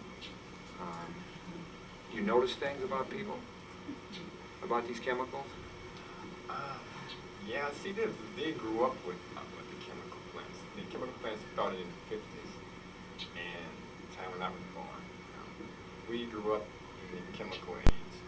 it just becomes second standard to them. They believe what the chemical people has been saying. And now they're beginning to wise up to find out that sure, it's not good to live next to a chemical plant. But what can we do? You know, we just like it's something else, like everything else before. What can I do? I mean, they're gonna do what they want anyway, you know. So I'm voiceless and powerless as it is. But they can't see the difference now of living next to a chemical plant. People used to live 60, 70, 80 years old, but once you get 55 years old now, you come down with cancer. How much cancer is around here? Well, let's see, I had 3 relatives that died in the last year. All men, all around about 60 years old, all of them had cancer. Is it widespread through here? Yeah. When someone is around 60, 65 years old and they die of cancer. They have cancer, stomach, lungs, kidneys, something like that. It's always cancer. It's very seldom of a heart attack. Die of cancer. But now it's beginning to be regular, people look at it. It's in God passé. Before you would be 75 or 80 and you die of cancer. Now it's 55 or 60. Your message to white corporate male America. You got 2 minutes, man. Wise up. I mean, chemicals are not the answer. I mean, the lower class will not take this any longer. I mean, minorities will not take this any longer. The path of least resistance is now the path of most resistance, as far as the chemical industry goes. No chemical plant will be placed in any minority country, any minority area, without a definite fight. Think about that. That's it, Larry. That's it. That's great. That's a tremendous frame. I mean, I just love that. It's just really beautiful. However, you see you have a sound problem, right? Yeah. Yeah. Money. Mics. Well, you need to use the mic's on the camera, right? Right. Because you can hear you, of course, better than you can hear Sure. him because you're closer to the mic. There's got to be some way to get better mic placement. You all by yourself? This was an interview where we drove out trying to find people who were home. They were home, and Yeah. This is a very tenuous interview, and boom, did not have the right equipment. Didn't go down there with it. We were in the station wagon loaded with everything. And now, if I get enough money, I do have a mixer now, and I do have 2 mics that a grandmother gave me. Yeah. So I have sound equipment now, but I think I'll be able to boost it when I mix it and get it to work. Yeah, you can make it better. Yeah. Yeah, you can definitely make it better. If you can, you can buy little lab mics, really like $50 or something. Last, you can get Radio Shack That's mics well. for 9. I mean, but they'll, in a pinch. In a pinch, Yeah. you can get it for like $12 or something, right? Yeah. I don't recommend Radio Shack. No. For like but- anything. Right. But it's true. I have once in a pinch had to use a Radio Shack lab, although it died on me like the next day, I think. But you can get really pretty decent labs for like $40, $50. Yeah. And you don't even need a mixer really. I mean, if you want to have 2 mics, then you can get little mixers. What's the kind we have? We have a little 4-channel mixer. It's like under $100 too. Anyway, I think I think the sound could be a lot better, and I think the guy would be much more powerful if we could hear him real crisply and clearly. Separate mic, man. Stick something on his chest or. That was a beautiful frame, but you can always, so you'd have to give up that beautiful frame because he's standing up outdoors. But if you had him sitting down somewhere, you can always hide a mic. If you have a separate cable at least, and even the same mic. We used to always, in the early days of 16, before we even had little lab mics, we used to like hide a mic in like a flower pot near the person, pointed up toward the, Sure. we didn't have booms and stuff like that. All those kind of little tricks you could do. Anyway, it's, I would be interested in seeing all this too. You got a lot to put together, I guess. Yeah. What a story. I have another humorous one that runs about 3 minutes. You want to see it? People are wiped, I think, right? Yeah. I'll see it. Wiped out? We should. Okay. It's 5 o'clock. We should let people leave gracefully. I would like to see it. Okay. Well, I'll just say the rest of you thanks for coming, and remember, if you have a card, give it to me and include me on your mailing list. Okay. And go.